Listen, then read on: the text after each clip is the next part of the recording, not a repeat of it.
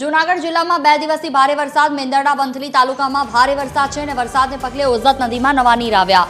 Ozat wear ડેમમાં પણ પાણીની આવક થતા ડેમના દરવાજા ખોલાતા નીચાણવાળા ગામોને એલર્ટ કરવામાં આવ્યા છે। મેંદરડા વંથલી તાલુકામાં ભારે વરસાદ નોંધાયો। ભારે વરસાદને પગલે ઓઝત નદીમાં નવા નીરની આવક થઈ છે।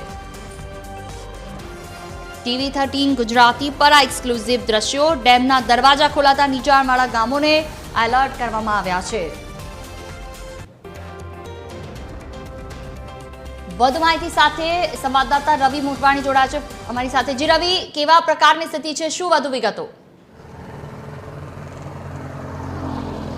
જી જુહી, જરૂરથી જણાવી દઉં, જે રીતના હવામાન વિભાગે આગાહી કરી હતી કે મેઘરાજા પોતાનો હેત વરસાવવાનો છે, ભલે મોડો વરસાવવાનો શરૂ કર્યો છે, પરંતુ જે રીતના મેઘરાજાએ પોતાનો હેત વરસાવવાનું શરૂ કર્યું છે, ખાસ કરીને આ જૂનાગઢ પંથકની વાત કરીએ તો છેલ્લા 2 દિવસથી મેઘરાજા પોતાનો હેત વરસાવી રહ્યા છે। જુદા જુદા વિસ્તારોમાં વરસાદ થવાથી ખેડૂતોમાં આનંદની લાગણી જોવા મળી છે, તો શહેરી વિસ્તારમાં રહેતા લોકોને ગરમીમાંથી રાહત મળી છે। તો ડેમોમાં નવા નીરની આવક થતાં તંત્ર માટે જે પાણીની સમસ્યા થવાની હતી તેમાં પણ ક્યાંક ને ક્યાંક રાહતના સમાચાર જોવા મળી રહ્યા છે। જૂનાગઢ જિલ્લામાં 2 દિવસથી ભારે વરસાદ પડે છે, જેમાં મેંદરડા તાલુકો તથા વંથલી તાલુકામાં જે સારા વરસાદને આવકને લીધે ઓઝત નદીમાં નવા નીર આવ્યા છે।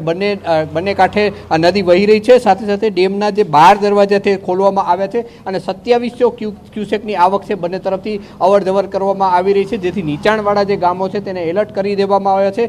ખાસ કરીને 6 ગામો છે, કણછા, ટીનમસ, વંથલી, ટીકર, આખા અને પીપલણાના ગામોને એલર્ટ કરવામાં આવે છે। માછીમારોને પણ માછીમારી ન કરવા માટેની સૂચના આપવામાં આવી છે અને નીચાણ વિસ્તારમાંથી અવરજવરની પણ મનાઈ કરવામાં આવી છે। લોકોને સતર્ક રહેવા માટે સતત સૂચના આપવામાં આવી છે। વહીવટી તંત્ર હોય તે સતર્ક છે, કલેક્ટર છે પણ જુદા જુદા વિસ્તારોમાં જ્યાં મુશ્કેલી છે ત્યાં પણ વિસ્તારમાં જઈ રહ્યા છે। લોકોને સાવચેત રહેવા માટે અપીલ કરવામાં આવી છે અને લોકો સતર્ક રહે, સુરક્ષિત રહે તેના માટે તંત્ર છે સતત લોકોને અપીલ પણ કરી રહ્યું છે। જે જીજુઈ બિલકુલ, તમામ જાણકારી બદલ આભાર રવિ। તો ડેમના દરવાજા ખોલવામાં આવતા જૂનાગઢ જિલ્લામાં 2 દિવસથી ભારે વરસાદ અને જે પરિસ્થિતિ સર્જાઈ છે તે સીધી રીતે આપણે દેખાઈ રહી છે।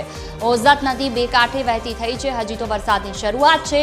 આગામી સમયમાં આ જ નદીમાંથી આગળ મળતા જે ગામો છે તેમાં કોઈ પણ પ્રકારની એવી સ્થિતિ ન સર્જાય, જેના કારણે પહેલેથી તેમને એલર્ટ કરી દેવામાં આવ્યા છે। ધીરે ધીરે તમામ જે ચેકડેમ છે તે પણ ભરાવાની શરૂઆત થઈ ગઈ છે।